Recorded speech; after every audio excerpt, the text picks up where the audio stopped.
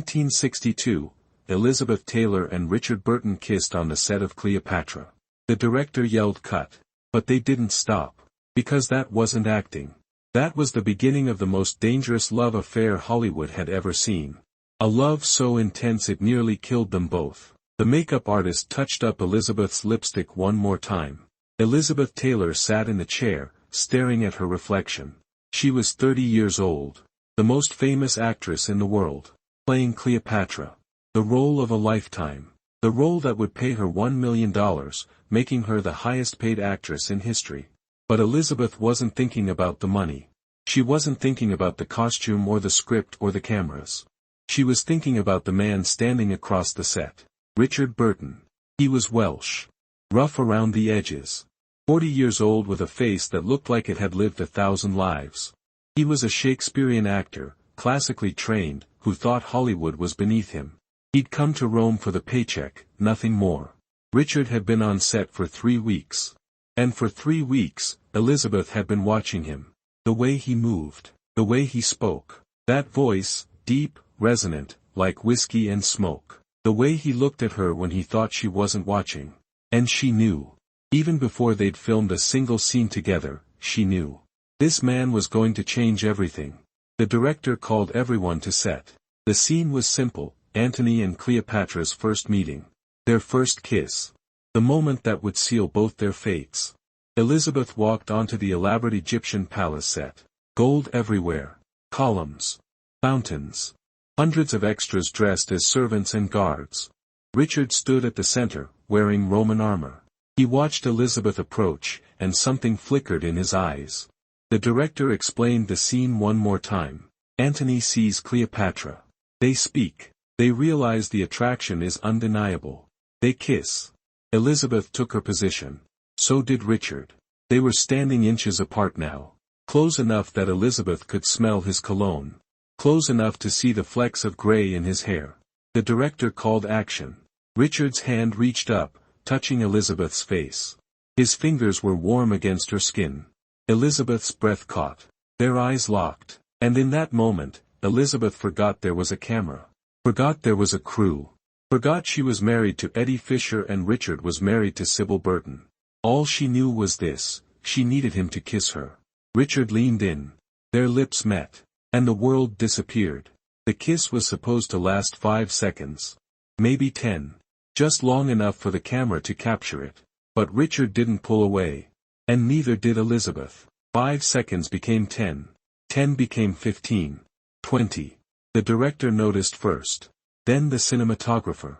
Then the entire crew. Everyone on set stopped what they were doing and stared. Finally, the director yelled cut. Loudly. Urgently. Richard and Elizabeth pulled apart. Slowly. Reluctantly. They stood there, inches apart, breathing hard, staring at each other. Nobody said anything.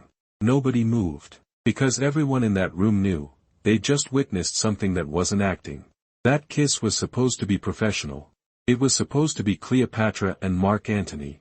But what happened in those 20 seconds would destroy 2 marriages, create the biggest scandal Hollywood had ever seen, and begin a love story so toxic that neither of them would ever fully recover. Elizabeth Taylor was married to Eddie Fisher. It was her 4th marriage, and everyone in Hollywood knew it was a disaster. Eddie had been a huge star in the 1950s. A singer with a smooth voice and boyish good looks. Women loved him. Frank Sinatra called him the best singer of his generation. But by 1962, Eddie's career was fading. And worse, he knew it. Elizabeth had married Eddie in 1959, barely a year after Mike Todd died in that plane crash. Mike Todd had been the love of Elizabeth's life, charming, wild, unpredictable. When he died, Elizabeth had fallen apart completely. Eddie Fisher had been there. He'd been Mike Todd's best friend. He'd comforted Elizabeth at the funeral, held her while she cried, promised her she wouldn't have to be alone. And Elizabeth, desperate and grieving, had believed him. There was just one problem. Eddie was married. To Debbie Reynolds. America's sweetheart. The girl next door. The perfect wife and mother. When Elizabeth and Eddie's affair became public, the backlash was immediate and vicious. Newspapers called Elizabeth a homewrecker. Women's groups organized protests. Even the Vatican issued a statement condemning her behavior. But Elizabeth didn't care. She married Eddie anyway. Because she couldn't stand the emptiness. Couldn't stand being alone with her grief. The marriage was doomed from the start. Eddie wasn't Mike Todd. He didn't have Mike's confidence, his humor, his ability to make Elizabeth feel like the most important person in the world. Eddie was insecure. Jealous. He hated that Elizabeth was more famous than him. Hated that she made more money. Hated that when they walked into a room together, everyone looked at her and barely noticed him.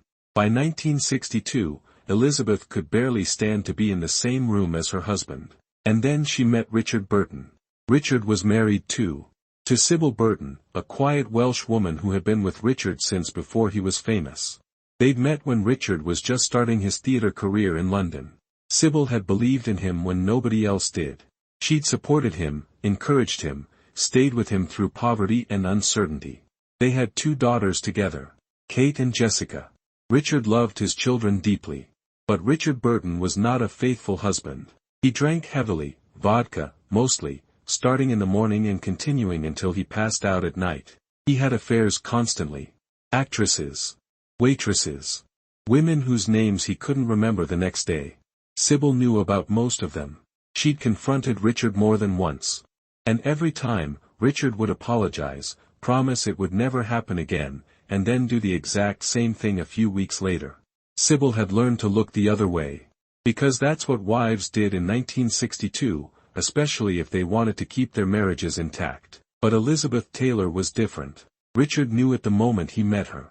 This wasn't going to be another meaningless affair. This was something else entirely. After that first kiss on set, Richard couldn't think about anything else. He'd go home to Sybil and his daughters, sit at the dinner table, and all he could see was Elizabeth's face. Those violet eyes. That mouth. Elizabeth felt it too. The magnetic pull. The inevitability of what was about to happen. She tried to resist. For about 3 days. She told herself she was being ridiculous. She was a professional actress. Richard Burton was just another co-star. This was just chemistry, just acting, nothing more. But she knew she was lying to herself. On the 4th day of filming, Elizabeth arrived on set early. She was never early. She hated mornings. But she knew Richard would be there. And she needed to see him. Richard was in his dressing room, going over his lines. Elizabeth knocked on the door. Her heart was pounding. Richard opened the door. Saw Elizabeth standing there. Neither of them spoke for a long moment. Then Richard stepped aside. Elizabeth walked in. The door closed behind her. What happened next would change both their lives forever. Within 24 hours, everyone on the Cleopatra set knew about the affair. Within a week, photographers had captured them together.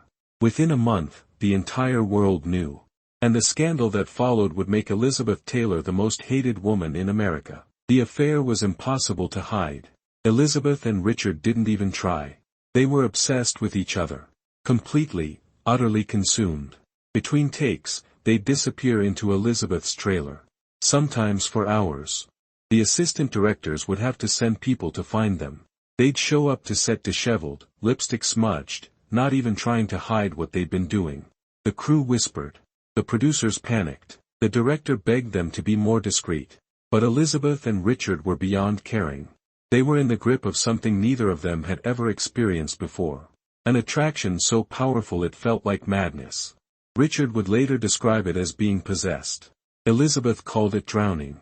The photographers noticed first. Paparazzi had been following the Cleopatra production for months. It was the most expensive movie ever made, plagued with problems, perfect tabloid fodder. But when they started seeing Elizabeth and Richard together off-set, holding hands, kissing in restaurants, something shifted. The photos hit newspapers around the world. Elizabeth Taylor, still married to Eddie Fisher, in the arms of Richard Burton, still married to Sybil Burton. The headlines were brutal. The Vatican issued another condemnation. A congressman proposed that Elizabeth be banned from re-entering the United States. Women's groups organized protests outside theaters. Elizabeth received thousands of letters. Most of them were hateful. Some threatened violence. Elizabeth read the letters in her hotel room in Rome and felt nothing. Or rather, she felt everything: anger, defiance, a strange kind of pride. Because the world could hate her all they wanted. She didn't care. She had Richard. Eddie Fisher was devastated. The man was publicly humiliated, his wife openly flaunting her affair with another man while he sat helplessly in Los Angeles. Eddie called Elizabeth every day, begging her to come home, to end this madness, to remember their marriage. Elizabeth's responses grew colder each time. She told Eddie she'd made a mistake marrying him. She told him she'd never loved him, not really. She told him to file for divorce because she wasn't coming back. Eddie refused at first. He thought if he just waited, if he was patient, Elizabeth would come to her senses. But Elizabeth wasn't coming to her senses. She was falling deeper into Richard Burton with every passing day. Sybil Burton handled the situation with remarkable dignity. She didn't call Richard crying or begging. She didn't give interviews to the press. She simply packed her bags, took their 2 daughters, and left Rome. Before she left, Sybil went to Richard's hotel room one final time. Richard was there, packing for another weekend away with Elizabeth. Sybil looked at her husband, this man she'd loved for 15 years, this man she'd sacrificed everything for, and she saw a stranger. Sybil told Richard she was leaving. She told him she was taking their daughters back to London. And she told him that if he wanted Elizabeth Taylor, he could have her. But when it ended, and Sybil was certain it would end, because Richard never stayed with anyone for long, he shouldn't expect Sybil to be waiting for him. Richard watched his wife walk away. Watched the door close. For a moment, standing there alone, Richard felt a wave of guilt and panic wash over him. What was he doing? He had a wife, 2 beautiful daughters, a stable life, and he was throwing it all away for Elizabeth Taylor. Richard poured himself a drink. Vodka. Straight. He downed it in one gulp. Then he poured another. And another. By the time Elizabeth arrived an hour later, Richard was drunk. She found him sitting on the floor of his hotel room, surrounded by empty bottles. Elizabeth knew immediately what had happened. Sybil had left. The reality of what they'd done was hitting Richard hard. Elizabeth sat down on the floor next to him. She didn't say anything. She just took the bottle from his hand and took a drink herself. They sat there in silence for a long time. 2 people who had destroyed their marriages, ruined their reputations, and hurt everyone who loved them. All for each other. Elizabeth and Richard finally got married in 1964. And for the first 2 years, they were the most glamorous couple in the world. But underneath the diamonds and champagne, something dark was growing. Something neither of them could control. Elizabeth Taylor and Richard Burton got married in Montreal, Canada, on March 15, 1964.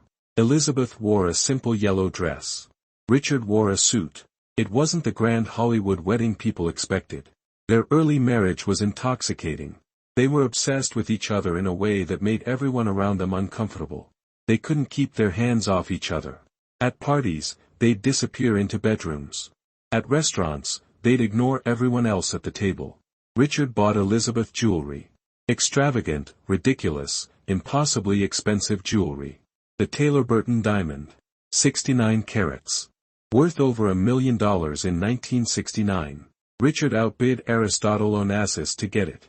When the diamond arrived, Richard presented it to Elizabeth at a party. She put it on and laughed, this wild, delighted laugh. They traveled the world. Private jets. 5-star hotels. Yachts in the Mediterranean. They were Hollywood royalty, and they lived like it. But underneath all the glamour, cracks were forming. Richard drank. He'd always been a drinker, but now it was getting worse. He'd start with vodka at breakfast. By noon, he'd be slurring his words. By evening, he'd be mean. When Richard was sober, he was charming, brilliant, funny. He'd recite Shakespeare from memory. Tell stories that made everyone laugh. Look at Elizabeth like she was the only woman who'd ever existed. But when Richard was drunk, he became someone else entirely.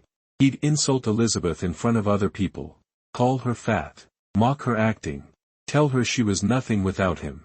Elizabeth would fight back. She'd scream at him, throw things, storm out of rooms. One night at a party in Paris, Richard made a cruel joke about Elizabeth's weight in front of 24 people. Elizabeth threw her champagne glass at him. It shattered against the wall, missing his head by inches. The room went silent. Elizabeth stood up, walked out, and didn't come back for 3 days. Their fights became legendary in Hollywood. Everyone had stories. There was the time Elizabeth threw all of Richard's clothes off a hotel balcony in Rome. There was the night Richard got so drunk he forgot where they were staying and wandered the streets of London for hours. There was the Christmas when they got into such a huge fight that Elizabeth locked herself in the bathroom for 6 hours. Their friends were horrified. People tried to intervene, tried to tell them this relationship was destroying them both. But Elizabeth and Richard didn't want to be saved. They wanted this, the intensity, the passion, the drama. Even the pain. Because the pain meant they were alive. They made a movie together in 1966 called Who's Afraid of Virginia Woolf? The film was about a married couple who spent their entire lives destroying each other with words. The movie required them to scream at each other, insult each other, tear each other apart emotionally. And it felt disturbingly real. Because they weren't just acting. They were showing the world exactly what their marriage looked like behind closed doors. Elizabeth won her second Oscar for that performance. In her acceptance speech, she thanked Richard. Told him she loved him. But by then, their marriage was already dying. By 1973, Elizabeth and Richard's marriage had become a nightmare. The drinking was worse. The fights were constant. And both of them knew it had to end. The first time. The fights in 1973 were different. Worse. More destructive. Richard's drinking had spiraled completely out of control. He was drunk all the time now. Morning, noon, night. His hands shook when he didn't have a drink. Elizabeth had gained weight, she always did when she was unhappy. And she was deeply, profoundly unhappy. The press was cruel about her weight. Magazines ran unflattering photos. Late-night comedians made jokes. Richard, drunk and cruel, made jokes too. Elizabeth would lock herself in the bathroom and cry. Then she'd come out, pour herself a drink, and fight back. They'd scream at each other until they were hoarse. Sometimes for hours. Sometimes all night. One morning, Elizabeth woke up in their hotel suite in Rome and looked at Richard, passed out next to her, reeking of alcohol. And she thought, I can't do this anymore. She told Richard later that day. Told him she wanted a divorce. Richard barely reacted. He poured another drink and said if that's what she wanted, fine. They divorced in 1974. The papers were signed. The marriage was over. Their friends assumed that was it. Elizabeth and Richard were finally free of each other. But the friends were wrong. Because Elizabeth and Richard couldn't stay away from each other. They tried. For 16 months, they tried. Elizabeth dated other men. Younger men, mostly. Men who didn't drink. Men who treated her well. But they weren't Richard. Richard tried too. He went back to England. Did theater. Tried to recapture his old glory. But everywhere he went, everything he did, he thought about Elizabeth. 16 months after their divorce, Richard called Elizabeth. It was 3 a.m. He was drunk. He told Elizabeth he missed her. Told her he'd made a terrible mistake. Told her he couldn't live without her. Elizabeth should have hung up. Should have told him it was over, to move on, to let her move on. Instead, she said she missed him too. 3 weeks later, they met in Switzerland. Richard had bought a chalet there, in the mountains. Elizabeth flew from Los Angeles. She told herself she was just going to talk to Richard. Have closure. Say goodbye properly. But when she saw him standing there, older, grayer, still drinking but trying to hide it, when she saw him, everything else disappeared. They fell into each other's arms. And within hours, they were back together. In October 1975, Elizabeth Taylor and Richard Burton got married. Again. The ceremony was small. In Botswana, Africa. Elizabeth wore a simple dress. Richard wore traditional African robes. They promised to love each other forever. Again. The second marriage lasted 10 months. 10 months of trying to be different. Trying not to repeat the same mistakes. But the problems were still there. Richard's drinking. Elizabeth's insecurity. The toxic patterns they couldn't break. The fight started again. Smaller at first, then bigger. Then exactly as bad as before. By July 1976, they both knew it was over. This time, when they divorced, there was no anger. No screaming. Just exhaustion. Richard went back to England. Elizabeth stayed in Los Angeles. They never lived together again. After the second divorce, most people thought that was the end. 2 divorces. Too much pain. Too much history. But those people didn't understand. You don't stop loving someone just because you can't be with. After the second divorce, Elizabeth and Richard stayed in contact. They'd call each other late at night. Elizabeth would be in Los Angeles. Richard would be in London. They'd talk for hours about nothing important. Sometimes they'd talk about their marriages. The good times. The terrible times. Whether they'd made a mistake. In 1983, Richard married again. A woman named Sally Hay. She was younger, quieter. The opposite of Elizabeth in every way. When Elizabeth heard about the wedding, she locked herself in her bedroom for 3 days. Wouldn't eat. Wouldn't see anyone. Her assistant finally convinced her to open the door. Found Elizabeth sitting on the floor, surrounded by old photographs of her and Richard. Elizabeth looked up with red, swollen eyes, and asked why it hurt so much. She was the one who'd left him. She was the one who'd filed for divorce. Twice. So why did it feel like her heart was being ripped out? Elizabeth tried to move on. She got married again too, to Larry Fortensky, a construction worker she'd met in rehab. He was 20 years younger. Kind. Stable. Nothing like Richard. But on her wedding day, wearing her white dress, walking down the aisle, Elizabeth thought about Richard. She wondered where he was. What he was doing. If he was thinking about her too. Years later, Elizabeth admitted in an interview that she'd compared every man she ever met to Richard Burton. And they all fell short. In August 1984, Elizabeth's phone rang. It was Sally, Richard's wife. Elizabeth's hand started shaking before Sally even spoke. Because she knew. Sally told Elizabeth that Richard was in the hospital. His body was failing. Decades of drinking had destroyed everything. And Richard had asked for Elizabeth. Elizabeth flew to Switzerland immediately. Cancelled everything. Got on a plane that night. When she walked into Richard's hospital room, she barely recognized him. Richard Burton, this man who'd been so handsome, so vital, so alive, looked like a ghost. But when he saw Elizabeth, his face lit up. Just a little. Just enough. Elizabeth sat beside his bed.